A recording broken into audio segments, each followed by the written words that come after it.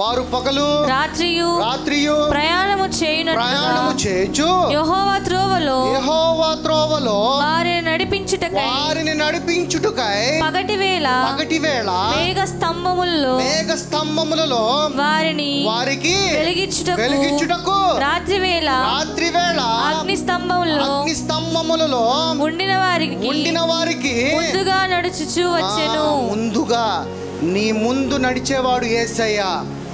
ఆయన కాపుదలలో నడిచేవాడు యేసయ్య. మేఘమై కప్పేవాడు యేసయ్య. రక్షకుడుగా నీకు వెలుగై నేను నడిపించేవాడు యేసయ్య. నేను లేకుండా ఈ లోకంలో ఏది కూడా కలగలేదు అని నీతో చెప్తున్న యేసయ్య ఏమంటున్నాడంటే, నేను అనాది కాలము నుంచి నా ప్రత్యక్షతను మీకు కనబరుస్తూ నేను జీవము కలిగిన సత్యమైన వాడిగా నేను మీ ముందున్నాను. ఈ రోజుకి జీవము సత్యము మార్గము మీ మధ్యలోకి నేను సత్య సంపూర్ణుడుగా మీ మధ్యలోనే ప్రవేశించి నివాసము చేయటానికి వచ్చాను అంటున్నాడు. ఈ రోజున నీ హృదయంలో నివాసము చేయడానికి నీ తండ్రి, నీ రక్షకుడు సిద్ధంగా ఉన్నారు. మరి నీ హృదయ తలుపులను తెరవడానికి నువ్వు సిద్ధంగా ఉన్నావా?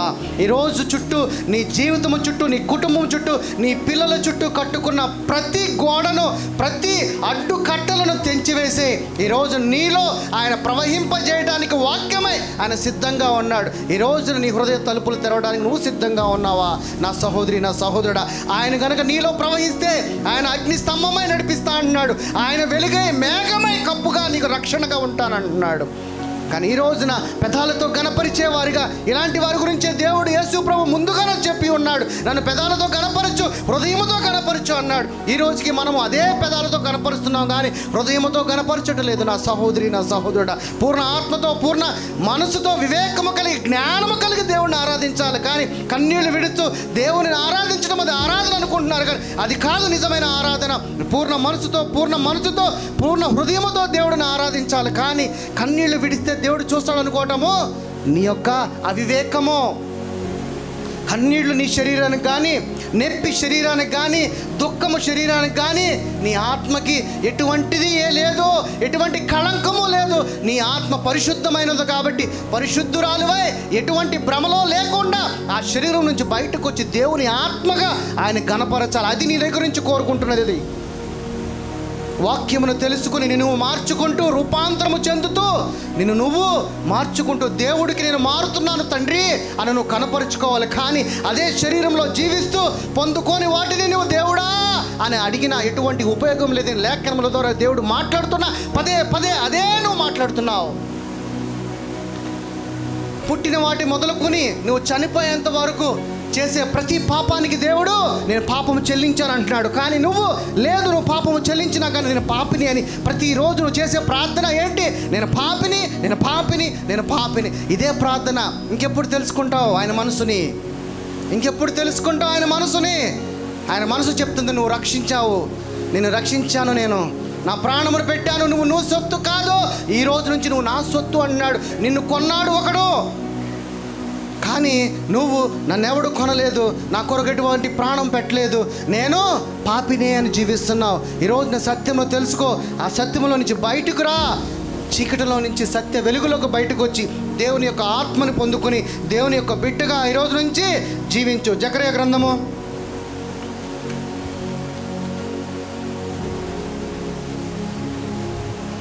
13:9.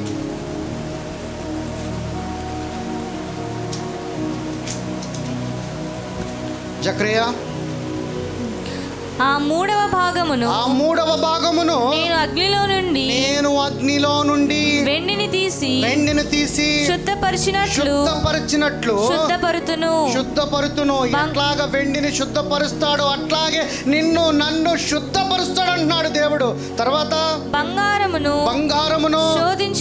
శోధించినట్లు కరిగించినట్లు మండించినట్లు వారిని నేను శోధిస్తాను. వారు నా నామమును బట్టి మొరపెట్టగా వారు నా నామమును బట్టి నాకు మొరపెట్టిన వారిని నేను వారి మొరను ఆలకింతును. వీరు నా జనులని నేను చెప్పెదను. యెహోవా నా దేవుడని వారు చెప్పెదరు. ఎలాగ బంగారమును కరిగిస్తే ఆభరణం బయటకు వస్తుందో అలాగే ఆయన నిన్ను నన్ను ఆయన వాక్యముతో పరిశుద్ధపరుస్తానంటున్నాడు. పరిశుద్ధపరిచే దేవుడు నీకు తోడే ఉండగా నీవు ఇంకా చింతతో కలతతో బాధతో నువ్వు జీవిస్తున్నావు అంటే ఎంత అవివేకమో.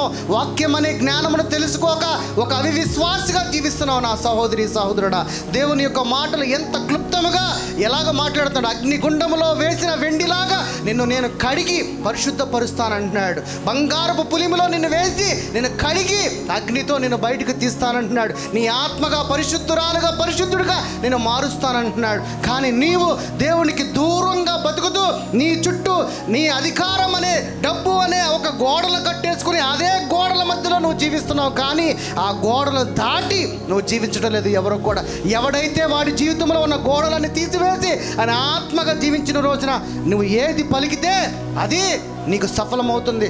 ఆ రోజున అడుగు వాటికంటే ఊహించు వాటికంటే అత్యధికంగా ఇచ్చే నా దేవుడు నీకు నాకు మన అందరికీ తోడే ఉన్నాడు. మొదటి రాజులు 18:24